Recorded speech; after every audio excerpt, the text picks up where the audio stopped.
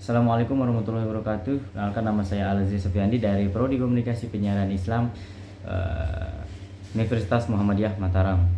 Jadi video ini ditujukan untuk memenuhi tugas daripada psikologi dakwah dengan materi kualifikasi sebagai seorang dai. Langsung saja kita ke materi.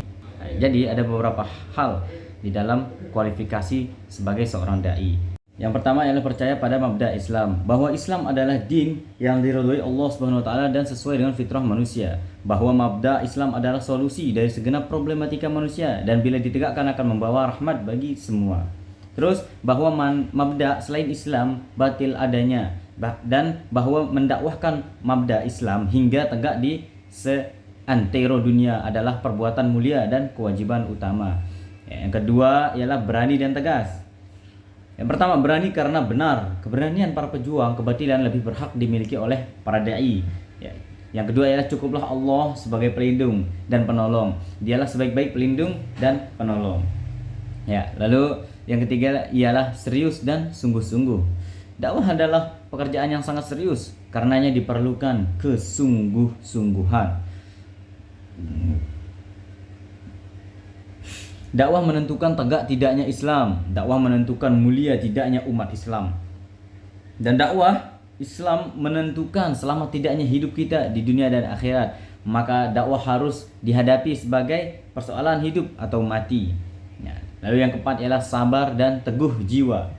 Dakwah akan berhadapan dengan sejuta rintangan.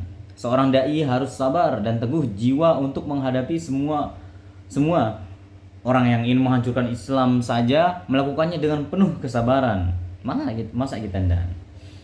Yang kedua ialah kehancuran Islam sudah sedemikian lama. Secara sunnatullah memerlukan waktu yang lama pula untuk membangunnya kembali. Lalu sabar bersumber dari kesadaran bahwa semua memerlukan proses dan keberhasilan adalah semata buah dari proses itu. Terus keteguhan jiwa bersumber dari kekuatan ruhiyah dibina melalui ibadah mahdah, salat malam, puasa sunnah, zikir, membaca Al-Quran dan lain sebagainya. Lalu yang kelima ialah tak henti terus belajar. Tidak ada kata henti belajar buat para dai untuk terus menambah pengetahuan dan wawasan akan pemikiran dan ide hukum dan sakopah Islam, seperti bahasa Arab, fikih, sirah dan sebagainya. Dari belajar, pemahaman bertambah, kesalahan diperbaiki sehingga kemampuan dalam berdakwah semakin meningkat. Yang keenam, tak henti memperbaiki diri. Tak henti memperbaiki diri. Sebagai seorang dai, ia menjadi cermin pengetahuan dan pengalaman Islam bagi masyarakat. Maka seorang dai harus terus memperbaiki diri. Seorang dai mengamalkan apa yang serunya, melakukan yang ma'ruf dan meninggalkan yang mungkar. Dengan perbaikan terus menerus akhlak, ibadah, muamalah, keluarga dan semua yang tampak dari seorang dai makin sempurna. Begitu. Lalu ada kesalahan seorang dai akan berdampak lebih buruk daripada kesalahan orang biasa, karena dia adalah tempat daripada orang berpatokan gitu. Kalau dia salah, gimana dengan kita? Tidak sih. 7. Bisa bekerja sama.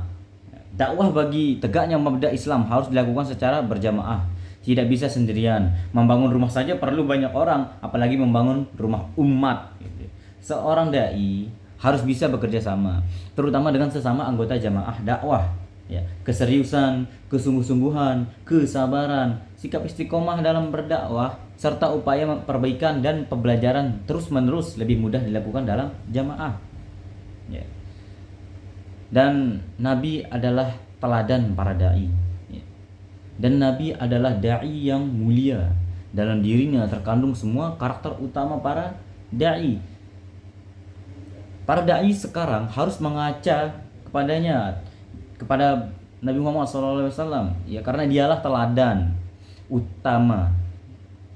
Keyakinan Nabi akan mabda Islam, keseriusan, kesungguh-sungguhan, kesabaran, sikap istiqomah dalam berdakwah tiada tara. Keberhasilan dakwah Nabi tidak bisa dilepaskan dari pancaran sosok pribadi Nabi. Maka keberhasilan dakwah sekarang juga tidak bisa dilepaskan dari sosok karakter dai.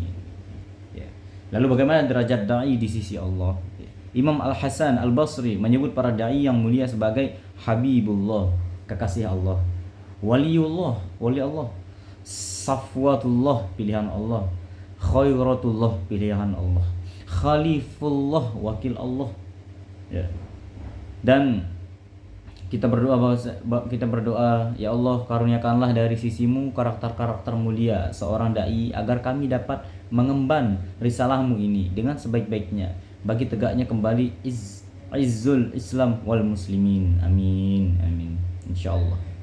Ya, sekian presentasi dari peta konsep yang saya buat. Wassallallahu ala nabiyina Muhammad walhamdulillahirabbil alamin. Wassalamualaikum warahmatullahi wabarakatuh.